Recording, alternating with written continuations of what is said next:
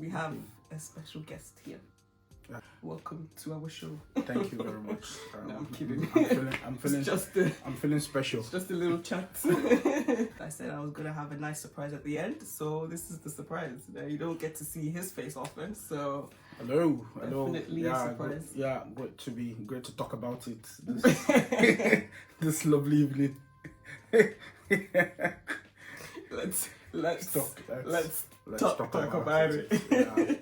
Okay, so this is gonna be a little bit like a Q&A where I'm going to ask him questions and then you can hear from his perspective on the topic of religion. So I've spent this whole month talking about religion, okay? Yeah. Mm-hmm. And I'm sure people are very curious, like, okay, you've got this lady here talking about this very deep topic, you know, and very potentially controversial topic as well. So I'm sure they're very curious as to what her husband thinks about all of this.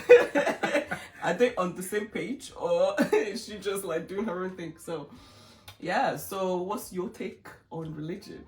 I'm glad that you've spoken about it. It's taken lots of courage, lots of guts, so I give it to you for deciding to do that. Okay, so what's your take on religion? Like, it's not a positive thing, so what's your take on it? When I think about religion, the first thing that basically comes to my mind is it's always something that comes from man's idea. It always takes its source or its origin from our attempt to reach out to God.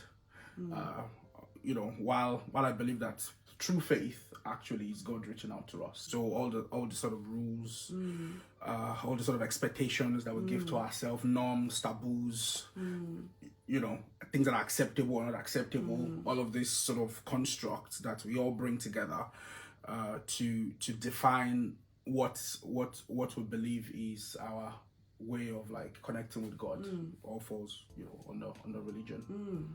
So basically what I'm hearing from you is that religion is a man-made thing. It's basically a man-made construct, right? As opposed to, because what we don't want to get confused is that we're not talking about human beings doing their own part, right? Yeah. Because when you are relating with God, there's the God part and there's the human part, right? That's not what we're talking about. We're talking about religion being, like, what you're trying to say is that it's when man come up with ideas, their own ideas about how to reach God, right? Yeah. It's completely made up by human beings and it has nothing to do with what God has said about how to actually reach him, right? Yeah, definitely. I think one of the scripture I've been meditating on recently is in John chapter 4, and it says that God is spirit, and those who worship him must worship him in spirit and in truth. And when you look at the Greek word for truth, it's sort of the same definition for reality. And when you think about the word hypocrite or hypocrite, it means somebody that is behind the mask. Somebody that is trying to present a sense of self that is not real. And Jesus Christ was trying to tell his followers that the worship of God has to happen in the spirit. It has to be spiritual. So it can't really have as its source the outward form. It has to be a mingling and a connection of spirit. And because when we become saved, when we become believers, the Spirit of God comes to live in our spirits, and so we begin to receive instruction from him about how to live life, how to understand his word, and even our conduct is governed by the Holy Spirit.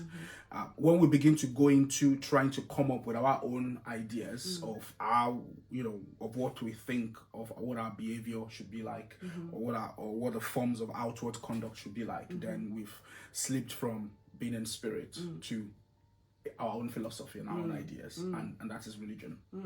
Yeah. That's solid. Thank you. The next question that I've got here is, like, what are the dangers of being in a religious environment? Okay, because I've talked about, being in a religious environment and some of the things that come with that, how that looks like on the outside. Yeah. For you, what are the dangers? As in, I could go on and on like about the dangers, but I think the fundamentally, like, you know, the big fundamental danger, let me put it that way, about religion is that it actually becomes a roadblock or a stumbling block to knowing God. You know, Jesus said about the Pharisees, he says you don't allow people to come into the kingdom, and then you also stop them from entering into the kingdom. And so it gives a distorted view of who God is. And also invariably it damages you as a human being, because you have a wrong concept of who God is, and then you also have a wrong concept of God's relationship with you, and then you end up having a wrong concept of who you are as a person as well.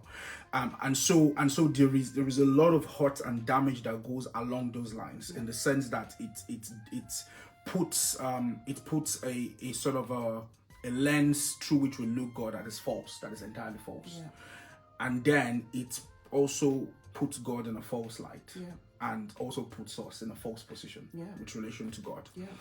The second thing is that it damages our relationship with each other. Just to add to that first point, this is why a lot of people have actually left the faith. Yes, yeah. It's definitely. very sad. They've actually left the faith because of religion. Yeah. And because of how they have experienced it and the damage that has been caused because of it. Because they've gotten a wrong perception of who God is. And they're like, if God is like this, then I don't want to serve him. I don't want to have nothing to do with that God, you know? Absolutely correct. Yeah, go with it. Yeah, no, the second part is that it damages relationship with each other. You know, one of the things that is fundamentally dangerous and also very insipid about religion is control.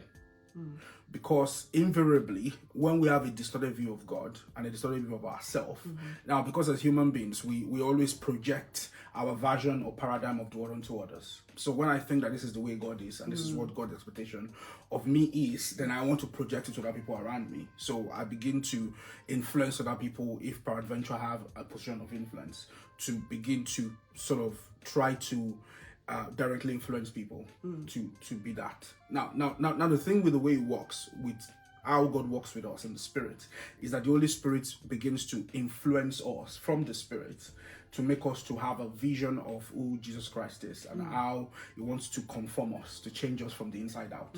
Now the problem with religion is religion tries to change you from the outside in. It wants to change the way you look, the way you talk, what you do, when you do it, and things like that. And because human beings have a will, it is, and if that change is not, being midwifed on the platform of a spiritual transformation that happens within, then the only other way to do that is to use some instruments to cause behavioral change. So whether it's fear, whether it's condemnation, whether it's whether it's using force or whatever it is, or and so what then brings is control.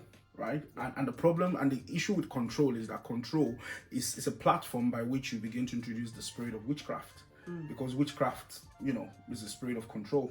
And so even in the body of believers, in the gathering of believers, when you begin to have someone wants to control the attitudes or the outward life of other people, eventually you give room for the enemy to come in, and that's where it gets very dangerous for us to allow religion to infiltrate the body of believers.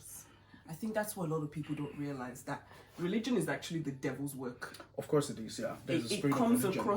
It comes across like it's a good thing, act like this, do this, change that, like you said, focusing on the outward. But it's actually Satan and not God that is behind that. Yeah, definitely. Definitely. Yeah, because, even we see the life of Jesus Christ, that the spirit of religion influenced an entire gathering of religious leaders. Yes, Jesus said this were people who sit or Moses sit. Yeah. So they were the custodians of the rules and the law, the Torah, right? And yet, because of religion, they had such spiritual blindness that they sentenced the Messiah to death. That is how dangerous religion can become. And they thought they were doing God's work. The way, and even Jesus Christ warned his followers. He says, the time will come when those who kill you will think that they are doing God's work. Wow.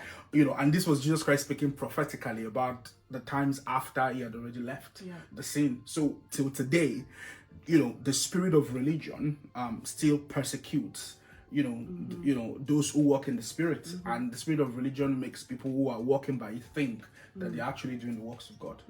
Okay, I think for me, I just want to add something to that as well.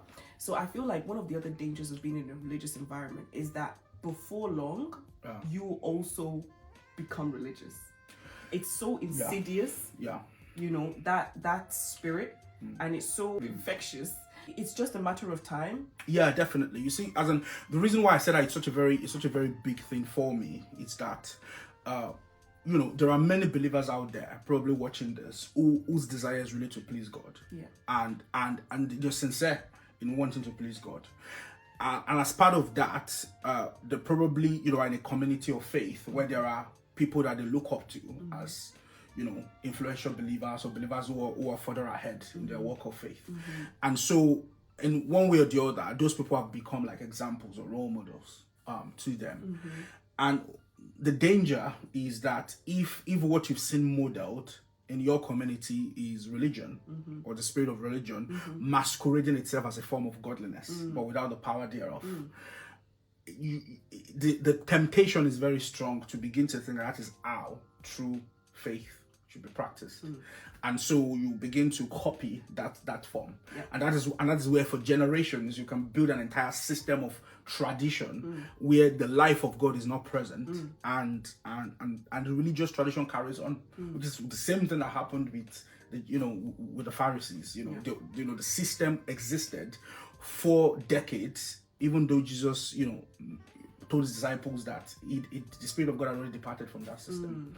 So that's what can actually happen, and people can become influenced by that, thinking that they're doing what is right, and in their attempt to please God. Man, I mean that could be, we could really delve into that, but yes, we're gonna keep it moving because there's massive so much. topic.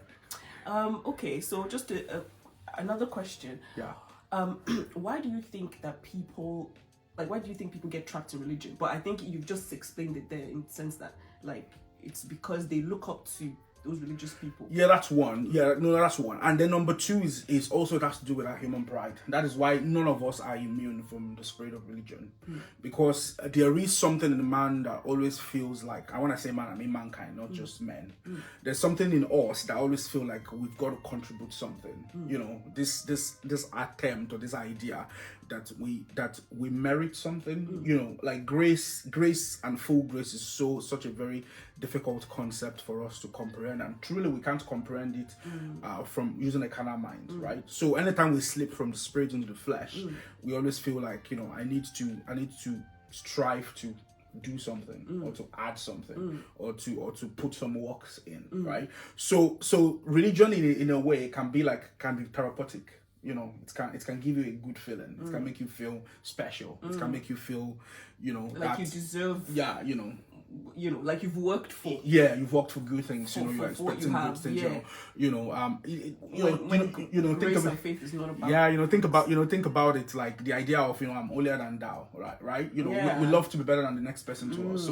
So if I can have if I'm not more brilliant than the next person to me, if I'm not more influential or richer than the person next to me, well, I can be holier than you, right? So that's that's a form of saying I've got one up over you, right? So I think it's also the fallen nature can also become a platform for religious spirits to sort of come in. Very true. Okay, so if somebody finds themselves in a religious environment, as I'm sure some people watching this may suddenly realize, oh my goodness, I think this sounds very much like where I am right now. What do you think they should do if they find themselves in a religious environment? I guess it's a very tricky question to answer. But I will come at it from something that Jesus Christ was saying to his disciples. He said to them at some point, he says, the scribes and the Pharisees, they sit in Moses' seat. He said to them, obey and follow what they say, but don't follow their way of life, right? And so Jesus Christ was,